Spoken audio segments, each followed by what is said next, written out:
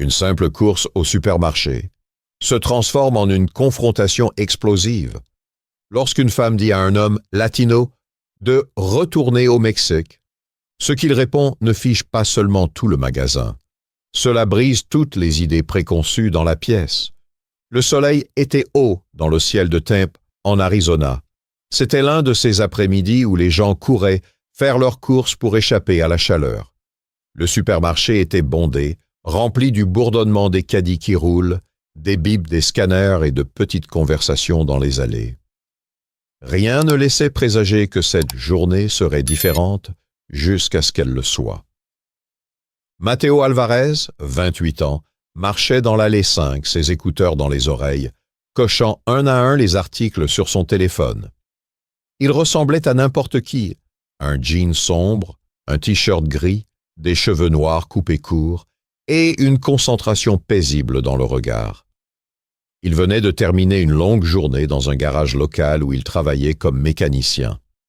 Fatigué, oui, mais serein. Il se tenait près du rayon des fruits et légumes, hésitant entre acheter des oranges ou des mandarines, quand c'est arrivé. À seulement quelques pas, une femme, cheveux gris bien tirés, un cardigan à fleurs, environ 70 ans, peut-être plus, le fixa. Elle n'était pas subtile. Ses yeux se plissèrent, sa mâchoire se contracta.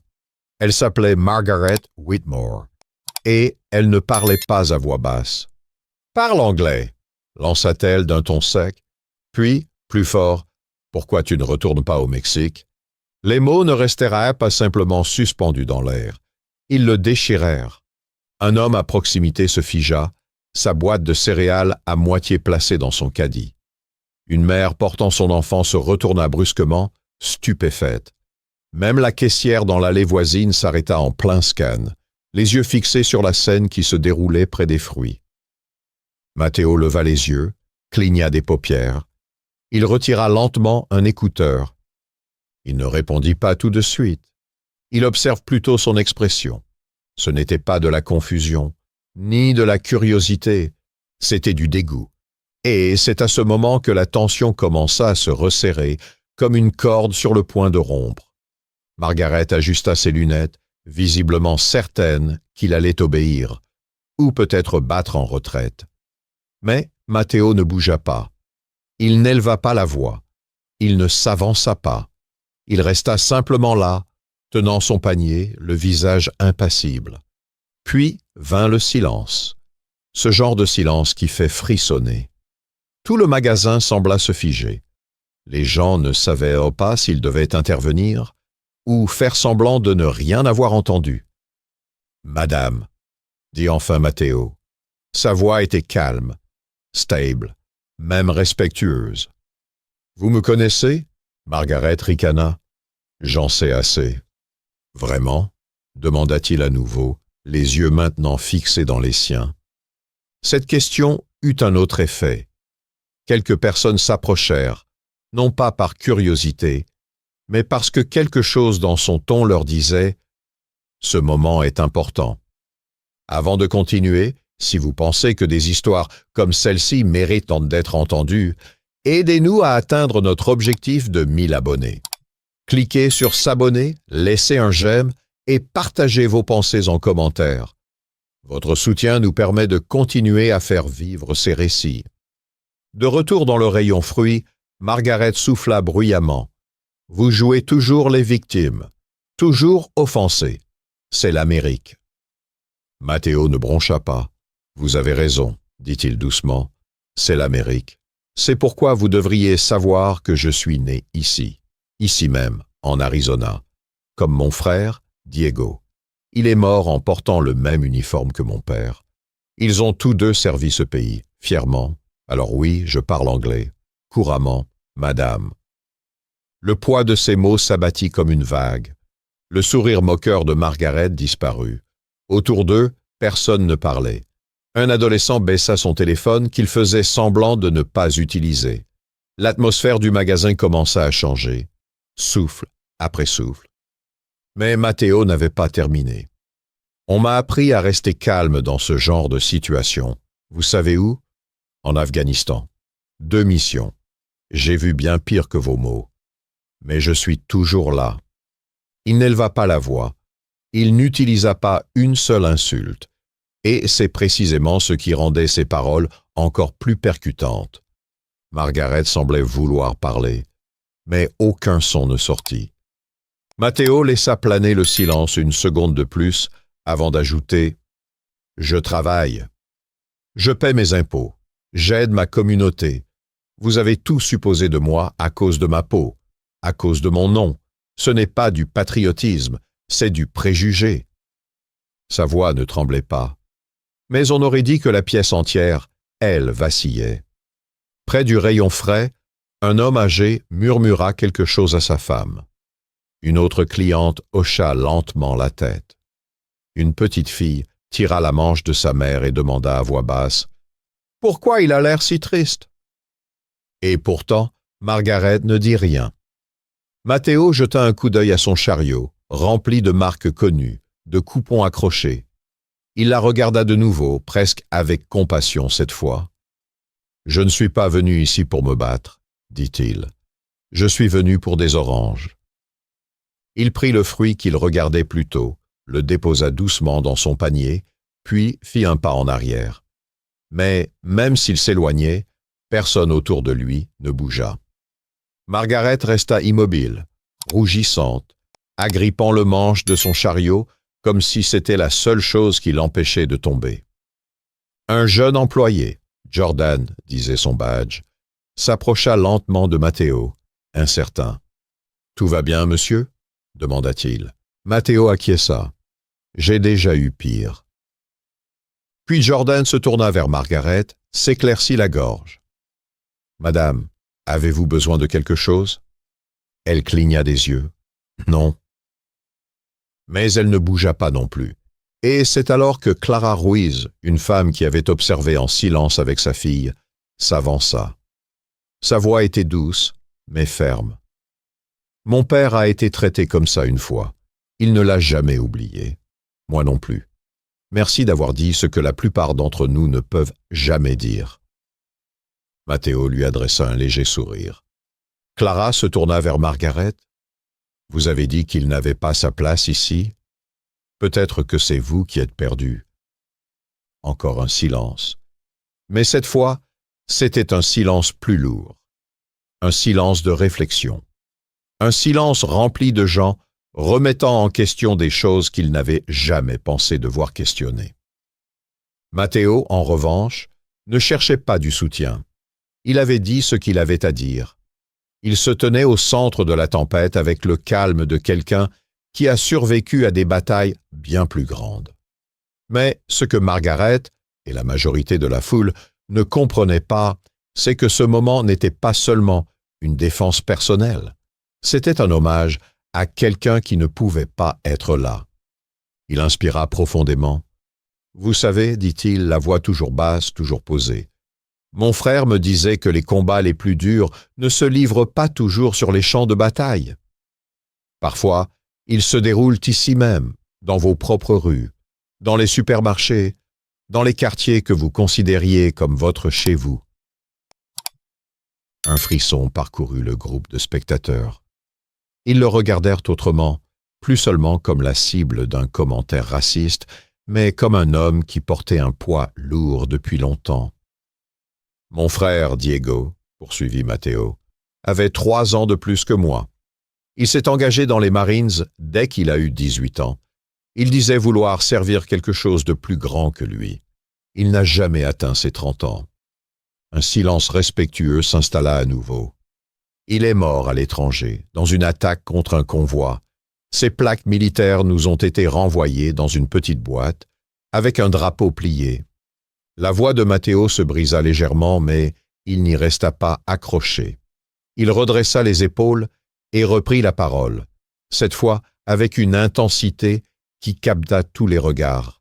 « Alors, quand vous me dites que je devrais retourner au Mexique, vous crachez sur son sacrifice, sur celui de tous ceux comme lui qui ont tout donné pour ce pays, pendant que des gens comme vous font semblant qu'ils n'en font pas partie. » Jordan, le jeune employé du magasin, avala difficilement sa salive. Il regarda Matteo, puis Margaret, et finit par prendre la parole. « Ça suffit, dit-il doucement mais fermement. Ce magasin ne tolère pas la haine. Madame, je vais devoir vous demander de partir. » Le visage de Margaret devint cramoisi. « Vous êtes sérieux ?» lança-t-elle. « Très sérieux, répondit-il. Vous pouvez partir maintenant, ou nous vous accompagnerons. » Et pourtant, elle ne bougea pas. Son orgueil la maintenait figée, même alors que la foule commençait lentement à se disperser. Personne ne la toucha, personne ne cria. Mais l'air autour d'elle avait changé. Il n'était plus indifférent ni silencieux. Un homme d'une 50aine d'années fit un pas en avant. Il portait une casquette et avait les mains calleuses d'un ouvrier. « Il a raison, dit-il. On doit faire mieux que ça. Tous. » Sa voix se brisa légèrement sur le dernier mot. Il ne connaissait pas Matteo, mais quelque chose dans ce qu'il venait d'entendre l'avait profondément touché. Peut-être que c'était à cause de Diego. Peut-être que c'était la façon dont Matteo n'avait jamais élevé la voix. Clara, toujours la main dans celle de sa fille, regarda Matteo. « Ton frère serait fier de toi, » dit-elle. Il acquiesça, les yeux brillants. Margaret finit par bouger, sans grâce, sans dignité, mais avec la raideur de quelqu'un qui avait été publiquement remise à sa place sans qu'aucune insulte ne lui soit adressée. Elle marmonna quelque chose dans sa barbe, trop bas pour être compris, et poussa son chariot vers la sortie. Elle disparaissait dans l'allée, la foule reprit lentement vie. Les caddies roulèrent à nouveau. Un enfant pleura quelque part. La vie reprit, mais plus tout à fait comme avant. Jordan regarda Matteo. « Ça va ?»« Oui, répondit-il. Je suis juste fatigué. »« Prends ton temps, si tu as besoin de quoi que ce soit, » dit Jordan, avant de repartir vers l'avant du magasin. Matteo se mit à marcher lentement dans l'allée suivante, sans faire de course. Il marchait seulement. Son esprit était rempli d'émotions mêlées, du soulagement, de la tristesse, peut-être même un peu de culpabilité. Pas à cause de ce qu'il avait dit, mais à cause de toutes les fois où il n'avait rien dit, de tous les moments où il avait laissé passer des commentaires, où il avait préféré le silence pour maintenir la paix. Mais cette fois était différente. Il ne regrettait pas un mot. Si vous êtes encore là à lire, c'est précisément pour cela que votre soutien est important. Nous essayons d'atteindre les 1000 abonnés, et chaque like, commentaire ou partage permet à davantage de personnes d'entendre ces histoires. Abonnez-vous si vous croyez en la force du courage tranquille. De retour à la caisse, Clara s'approcha de la même caissière qui s'était arrêtée plus tôt. Elle déposa ses articles sur le tapis roulant tout en regardant vers l'arrière du magasin, là où Matteo avait disparu un instant. « Cet homme, » commença-t-elle. « Je sais, » dit la caissière à voix basse, « je n'ai jamais vu ça de ma vie. » J'espère que quelqu'un a filmé. Le monde doit voir que la vraie force ne se trouve pas toujours dans les cris. Parfois, le plus grand courage, répondit la caissière, c'est de dire la vérité et de la laisser faire son chemin. Dehors, Matteo se tenait près de son camion, les clés à la main. Il ne monta pas tout de suite. Il resta là, à regarder le volant, se souvenant du rire de Diego, de ses vieilles blagues, de cette phrase qu'il répétait toujours « Laisse-les parler, puis montre-leur qui tu es. » Matteo venait de le faire.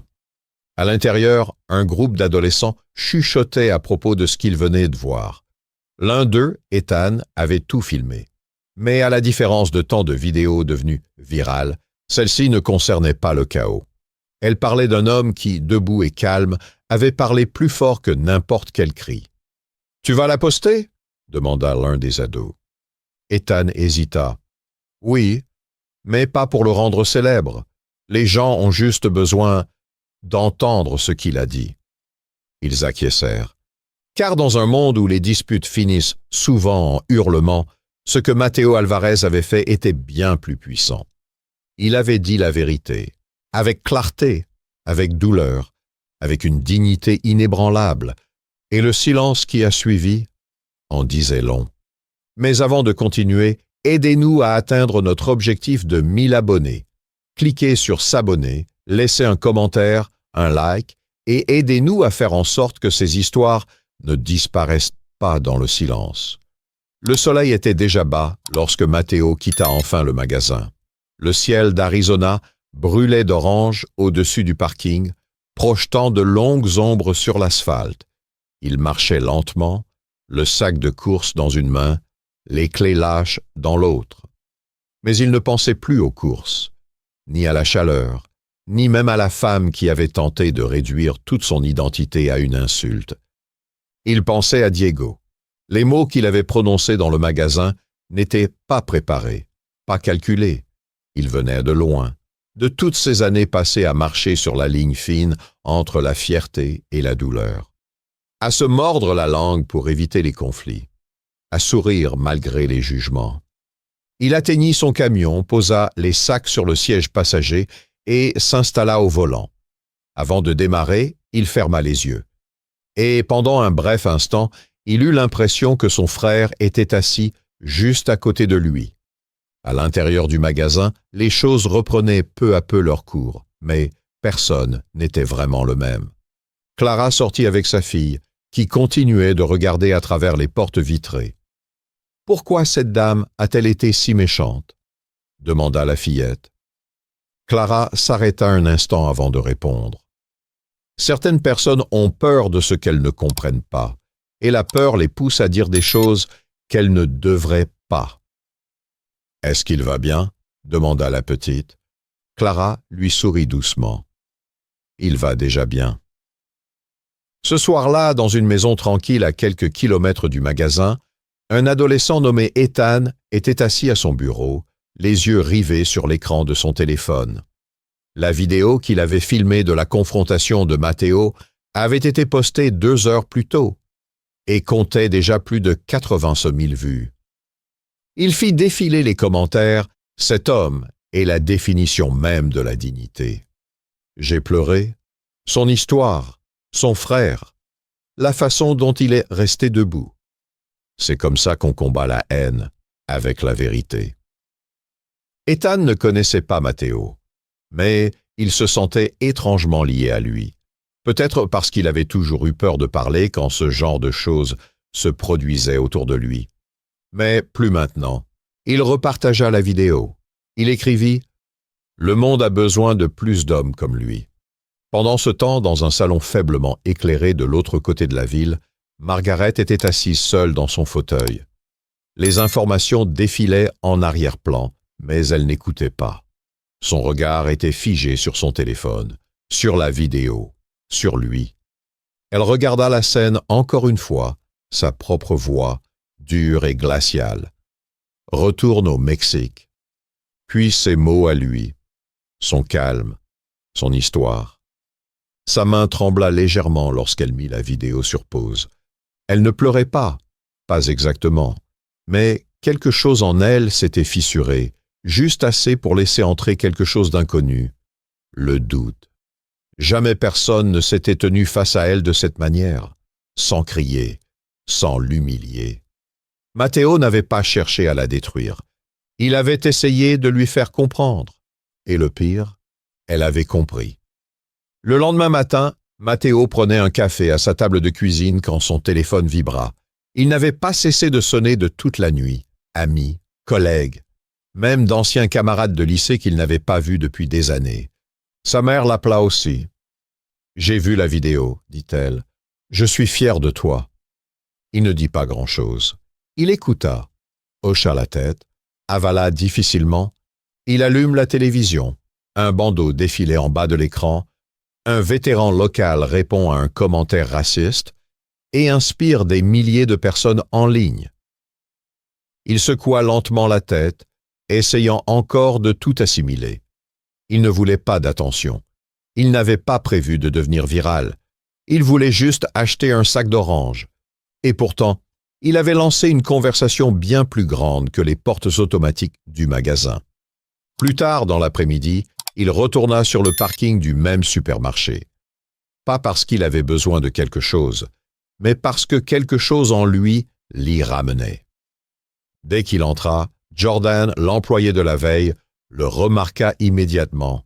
« Hé » l'appela-t-il. « Mec, tu es partout maintenant. » Matteo esquissa un sourire. « Ouais, c'est ce qu'on m'a dit. »« Tu as changé l'ambiance ici, » dit Jordan. « Les gens parlent autrement. » Ils réfléchissent. Même Margaret, elle a appelé ce matin. Elle a dit qu'elle réfléchissait. Jamais je n'aurais cru entendre ça d'elle. « Les gens peuvent changer, » répondit Matteo. « Parfois, ils ont juste besoin qu'on les voie. » À ce moment-là, une femme s'approcha. La trentaine, un sourire timide, les yeux humides. « Vous ne me connaissez pas, » dit-elle, « mais j'ai vu la vidéo. Je l'ai regardée avec mon fils. Il a 10 ans. Ensuite, il m'a demandé s'il pouvait faire un exposé sur vous pour l'école. » Matteo cligna des yeux. « Un exposé ?»« Il dit que vous êtes un héros. » Matteo baissa les yeux, silencieux un instant, puis dit « Dites-lui que je ne le suis pas. Je suis juste un homme qui en a eu assez de se taire. » À l'extérieur du magasin, quelqu'un avait accroché une note sur le panneau communautaire. « À l'homme du rayon fruits, merci d'avoir parlé avec courage, sans colère. Nous vous avons entendu. Nous en avions besoin. » Alors que le soleil descendait une fois de plus derrière l'horizon du désert, Matteo se tenait près de la tombe de son frère, un petit bouquet à la main. « J'ai dit ton nom hier, hermano, » murmura-t-il. « Je leur ai dit qui tu étais, qui nous sommes. » Le vent fit bouger les bords du drapeau planté dans la terre. Matteo s'agenouilla. « Je crois que tu serais fier. » Parfois, les plus grands changements ne viennent pas des cris. Ils viennent d'un seul moment de clarté, d'une seule vérité, prononcée assez fort pour que le silence prenne fin. Si cette histoire vous a touché, aidez-nous à atteindre notre objectif de 1000 abonnés. Abonnez-vous, laissez un commentaire ci-dessous et cliquez sur « J'aime » pour que nous puissions continuer à partager des histoires qui comptent, parce que des voix comme celle de Matteo méritent d'être entendues.